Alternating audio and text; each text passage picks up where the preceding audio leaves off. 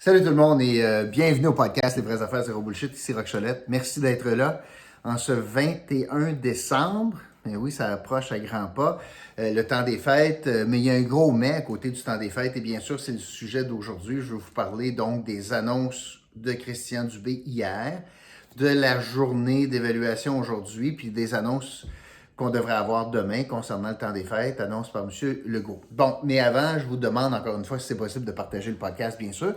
Et je vais vous poser une question. Si jamais vous avez l'intention de réagir, ça vous tente-tu d'avoir des commentaires un peu plus intelligents que ce que j'ai vu dernièrement, que je dois avoir la langue brune parce que je dénonce pas le gouvernement nécessairement, puis c'est des niaiseries comme ça. Si vous avez rien de bon à dire, allez donc sur une autre chaîne de podcast. Je veux pas vraiment vous lire, tant qu'à lire des niaiseries, je vous le dis comme ça. Je veux vous parler de Gaétan Cyr. N'oubliez pas, dans le temps des fêtes, livraison à domicile, c'est un bon moment, c'est un gros site, il y a toutes sortes de rabais pour le temps des fêtes. Allez visiter le site de Gaétan Cyr. D'ailleurs, il y a un nouveau site web. Alors, c'est le temps d'aller magasiner, gaétancir.ca. Puis, vous allez être capable donc d'avoir d'excellentes aubaines, mais livrées à domicile en plus. OK. Aujourd'hui, je vais vous parler, bien sûr, de ce qui se passe là, parce qu'on a une fenêtre de 72 heures où tout est sur la table avec l'annonce de M. Dubé hier. On ferme les écoles, on ferme les bars, on limite les restaurants, on ferme les gyms, les salles de spectacle, les casinos, les cinémas, etc., etc. Bon. Nous sommes très nombreux à être tannés, écœurés. Ça finit plus. Tout ça, c'est vrai. Sauf que cet état d'âme ne change pas la gravité de la situation. Ça me fait de la peine de dire ça de même, mais si vous arrêtez de penser à votre propre personne 2 minutes, puis de votre bien-être à vous, je ne peux pas aller au gym, je ne peux pas aller en voyage, si vous enlevez ça de l'équation, puis vous regardez ça froidement, puis c'est le but de mon exercice aujourd'hui avec vous, force est de constater que les chiffres sont inquiétants. Bon, parlons-en des chiffres. Alors aujourd'hui, dans le dernier 24 heures, on a recensé 5043 nouveaux cas. Là, on va être clair, là, 5000 nouveaux cas de dénoncés entre 24 heures, ça veut dire qu'il y en a plus que ça. Plus que ça, pourquoi? Parce qu'il y a plein de monde qui n'ont pas réussi à se faire tester, parce que les lignes d'attente étaient trop longues, parce qu'à Gatineau, on a fermé les tests. Bon, parce qu'il y a du monde qui se disent, OK, j'ai le nez qui coule, mais je ne me ferai pas tester. Il y a du monde qui ont des tests positifs, des tests rapides positifs qui disent, il y a trop de monde, je n'irai pas me faire tester, etc., etc. Fait que ça veut dire qu'il y a plus de monde qui ont ça. Donc, 5000 cas, c'est un record absolu. Puis, à sa face même, est-ce que ça, c'est inquiétant? Oui et non. Non, parce que, si c'est juste des rhumes, puis c'est juste des nez qui coulent, c'est pas grave. Le problème avec le oui, comme c'est grave, c'est que c'est très contagieux. Chaque personne peut en contaminer 4. Alors, si j'en ai 5000 qui en contaminent 4, chaque personne en contamine 4, ça veut dire que j'ai 20 000 personnes. Ces 20 000 personnes-là en contaminent 4. C'est exponentiel. On se comprend, là. D'une part. Et deuxièmement, c'est qu'on ne connaît pas encore combien de personnes infectées finissent par être suffisamment malades pour aller à l'hôpital. Puis là, ça dépend de plein de facteurs. L'âge, les conditions médicales, est-ce qu'ils étaient vaccinés ou non. Alors, c'est dur de déterminer chaque 10 personnes avec la COVID, il y en a combien sur 10 ou combien sur 100 qui se ramassent à l'hôpital. Ce qu'on sait, c'est qu'en 24 heures, j'ai eu 5000 nouveaux cas. Puis en 24 heures, j'ai eu 18 hospitalisations. Mais là, attention, moi je trouve que ce chiffre-là est un mauvais indicateur. Quand on dit plus 18 hospitalisations, je vous explique pourquoi, OK? Du monde hospitalisé puis qui sort. C'est vrai qu'il y a du monde de moins dans les lits d'hôpitaux, mais il en demeure pas moins que le 18, c'est un solde. Combien il y en a qui sont rentrés, puis il y en a combien qui sont sortis de l'hôpital? Ça, ces chiffres-là, c'est 59 admissions à l'hôpital contre 41 départs. Donc, le chiffre qui m'inquiète, moi, c'est vraiment le 59. J'ai 59 nouvelles personnes qui sont arrivées à l'hôpital. Oui, il y en a eu 41 qui sont sortis. Mais le 59, ça veut dire que j'ai quand même pas mal de monde qui arrive suffisamment malade pour solliciter des soins hospitaliers. Aujourd'hui au Québec, donc avec ces chiffres de plus 18 cas, il y a 415 hospitalisations COVID. De ce nombre, 88 sont aux soins intensifs. 415 hospitalisations, ça représente la moitié de notre capacité totale. Puis ça, je le fais au global, là. Je ne le fais même pas par région. La moitié de la capacité totale hospitalière en matière COVID. On a 800 lits COVID, puis là, on en occupe 400. Pourquoi il y a une limite du 800? Le 800, là, j'ai alloué 800 lits pour être capable de garder des opérations, des opérations médicales, des services médicaux à peu près corrects autour. Plus que 800, je suis obligé de faire du délestage. Alors, c'est pour ça que c'est pas mal important de suivre ça suffisamment de façon précise pour s'assurer que les éléments COVID ne viennent pas nuire à tous les cas autres à l'hôpital. Comme on a vécu, comme on vit en Outaouais, comme le délestage en opération, etc., etc. Surtout dans le moment présent où on arrive dans le congé des fêtes pour beaucoup de personnel de la santé qui, eux autres aussi, ont le droit d'avoir des vacances.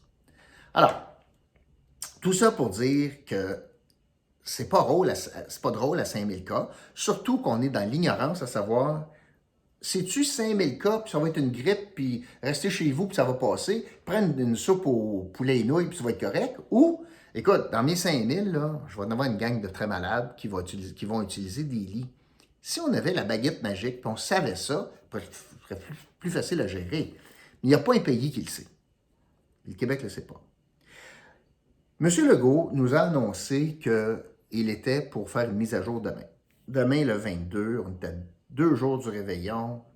C'est probablement la dernière chose qu'il veut faire sur la Terre que de revenir et dire « Bon, ben, je vous ai dit 20, 25, je suis descendu à 10 pour Noël, puis là, by the way, voici ce qui va arriver là. Tout est pas mal fermé, mais je vais en rajouter une couche. Ah, puis à Noël, vous n'allez pas être plus que 4. » Dernière chose qu'il veut faire.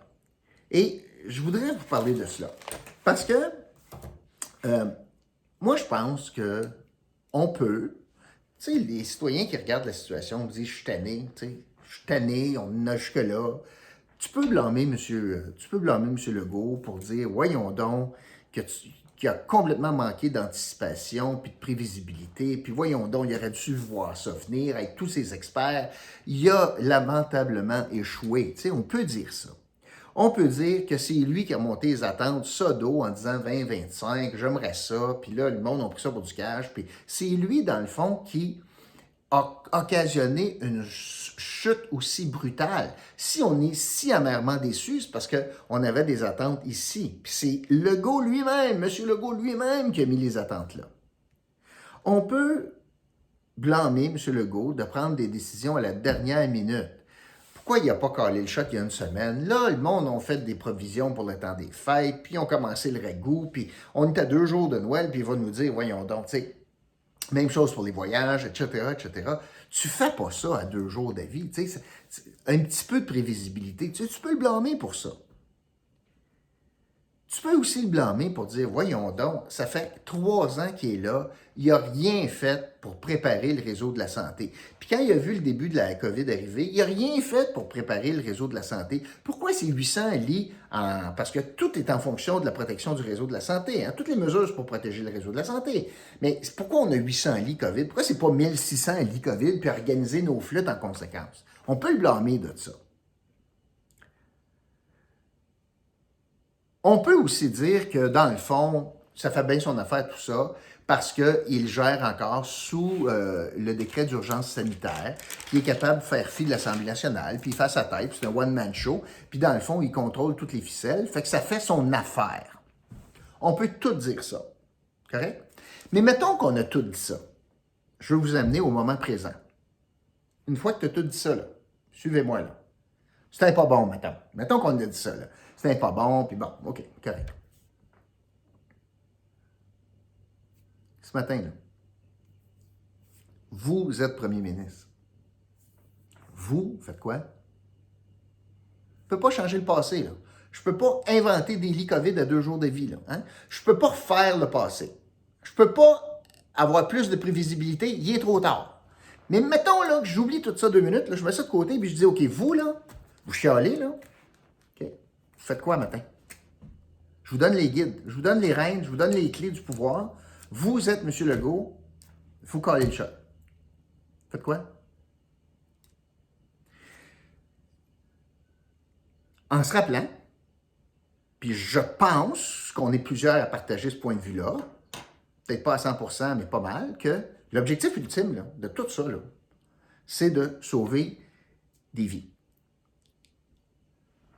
Des vies COVID, mais comme des vies autres. Comment faire ça? Toutes les administrations sont affairées à faire une seule chose, à sauver le réseau de la santé. Toutes les administrations.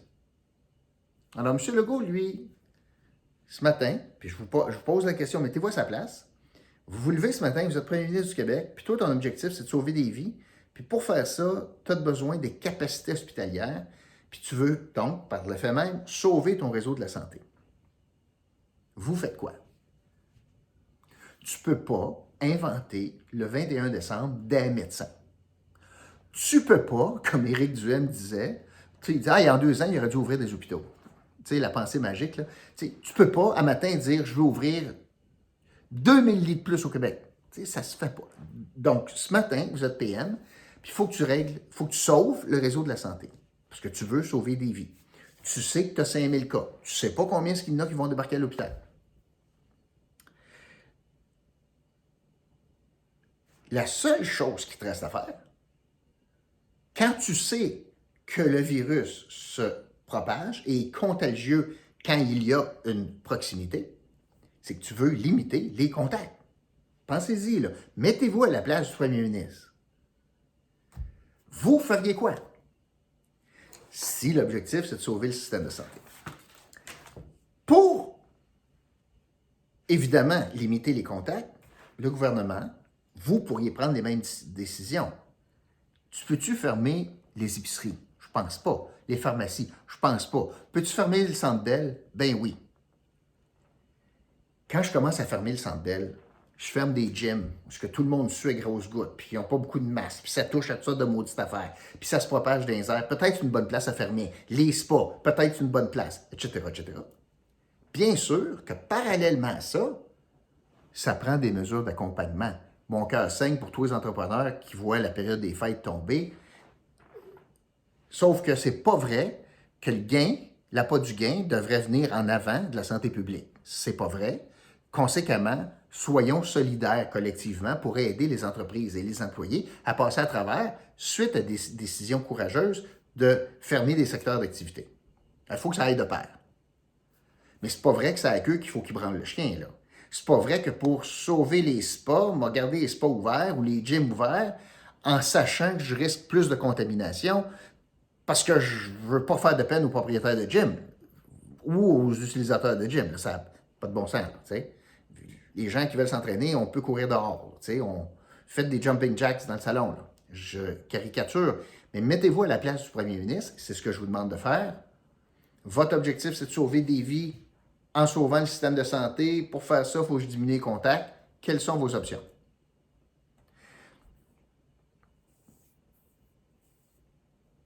Admettons que